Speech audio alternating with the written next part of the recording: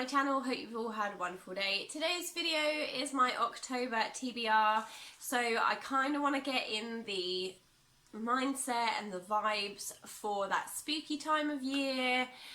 Halloween is coming, autumn should be coming soon, and yeah, it's the time of year where I just kind of want to read things that are a little bit spooky, a little bit mystery. So for that, I only actually have 2 bags for this month's TBR. I have detective mystery and horror, suspense and thriller. So the idea is to kind of just stick with these 2 bags, give myself some spooky kind of reads to get myself in the mood for that time of year. I had already actually filmed this video, so I already have my first pick picked, so to speak. There was some knocking and some drilling and I really didn't think you guys could hear me. So I'd already made my first choice, which is Stephen King's Misery. So I have seen the film of this book a few times, but I've never actually read it. So it just says, there is a reason why Stephen King is one of the best writers in the world ever. Misery Chastain is dead. Paul Sheldon has just killed her. With relief, with joy. Misery made him rich. She was the heroine of a string of bestsellers, and now he wants to get onto some real writing. That's when the car accident happens, and he wakes up in pain in a strange bed. But it isn't a hospital. Annie Wilkes has pulled him from the wreck, brought him to her remote mountain home, splintered and set his mangled legs. The good news is that Annie was a nurse and has pain-killing drugs. The bad news is that she has long been Paul's #1 fan, and when she finds out what Paul has done to Misery, she doesn't like it. She doesn't like it at all. I absolutely love the film. I want to get into reading a little bit more of Stephen King, maybe more of his older stuff. Misery is one of his older ones. So yeah, I'm really excited for pick #1. We'll go into Detective and Mystery as my second one. Let's just pick one out. What have we got? We've got Anne Cleeve's Vera. So by this, it is the first book in the Vera series, which I believe is this one, maybe? I actually don't know off the top of my head. No, the first one is The Crow Trap. I've got my books the wrong way round. See, I did this to try and make it slightly more organised for this video, and it hasn't really worked out that way. So the first one is The Crow Trap. I love Vera. I used to go and watch it on Friday nights with my mum.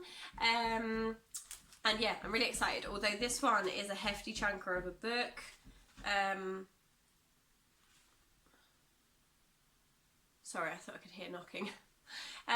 It is about 530 pages. So it just says, at the isolated Backy's cottage in the North Pennines, 3 very different women come together to complete an environmental study. 3 women who each know the meaning of betrayal. For team leader Rachel, the project is the perfect opportunity to rebuild her confidence after a double betrayal by Peter Kemp, her lover and boss. Anne, on the other hand, sees it as a chance to indulge in a little deception of her own. And then there's Grace, a strange, uncommunicative young woman with plenty of secrets to hide. When Rachel arrives at the cottage, she is horrified to discover the body of her friend, Bella Furness. It appears Bella has committed suicide, something Rachel finds impossible to accept. It is only after the next death occurs that a 4th woman enters the picture, the unconventional Detective Inspector Vera Stanhope. So yeah, I am really excited to give this one a go. It is a large book, so I'm not sure how I'm going to get on with it. But Stephen King's Misery is kind of small. Still like 350 pages. But yeah, these are my first 2 picks. Let's leave that there. I'm going to go with another detective and mystery one. Let's see what we get. If it's another Vera one, I'm going to pop it back. No, it's Richard Montanari, The Killing Room. Now, if I remember rightly, the lovely Nikki sent me that one. So it's probably about time I actually get to it. So yeah, Richard Montanari, The Killing Room. It says, deepest winter, darkest Philadelphia. A murder shocks the frozen city. The most spectacular homicide in its 300-year-old history.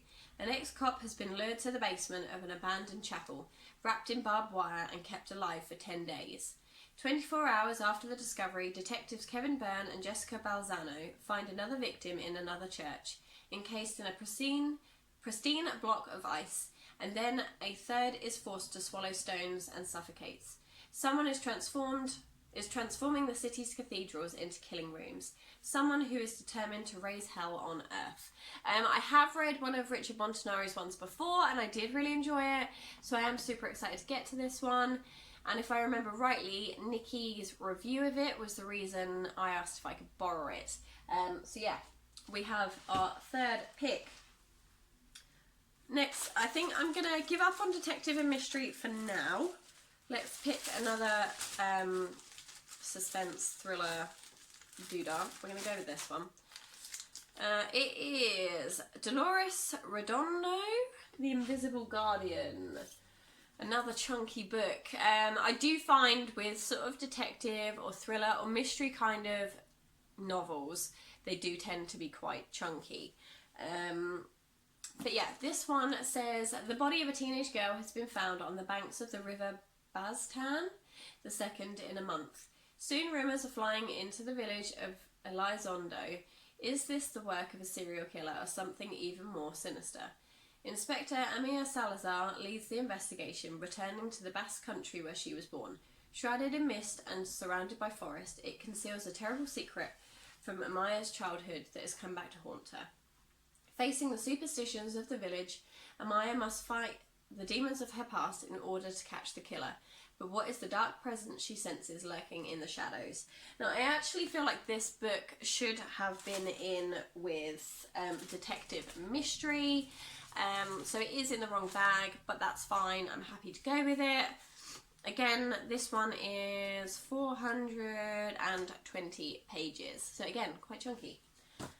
So yeah, the last pick, we are going to go horror, suspense and thriller again, in the hope that we don't get a detective one. We have Cara Delevingne, Mirror Mirror. I don't even know if you can see that. Where is Cara? She's down here at the bottom. So this one has been on my shelf for a little while. Yeah, it's been here. It has been here a hot minute. So it says, Red, Leo, Rose and Naomi are misfits. Red has an alcoholic mother and a father who's never around. Leo's brother is leading him down a dark and violent path. Rose turns to boys and alcohol to numb the pain from her past. Naomi runs away from home to pursue a freedom she can't find anywhere else. They're alone against the world until they form their own family through their band, Mirror Mirror, the only place they can truly be themselves. Then Naomi disappears and is found half dead in the Thames. She's fighting for her life, and worse still, the police believe she did this to herself. Her friends are devastated. They meant to look out for each other. But how did they not spot the warning signs? How well do they really know Naomi and each other? But when a series of clues lead the group to suspect it is not all as it seems, Red, Leo and Rose must face their own dark secrets and fears. It's a journey that will cause their world to shatter. Nothing will ever be the same again, because once a mirror is broken, it can't be fixed. So yeah, it does sound really good. I am excited to give it a go. It is 340 pages. So yeah, I do have a set of rather chunky books to get through. I am excited too.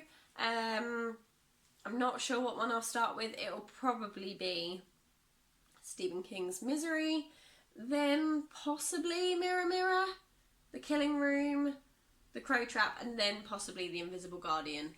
I think this one is the one I'm least excited about. But yeah, I'm really excited to give it a go. I really hope you guys enjoyed this month's TBR video. Fingers crossed I can make some definite dents on it. But yeah, that's everything from me. Take care, and I'll see you guys in my next video.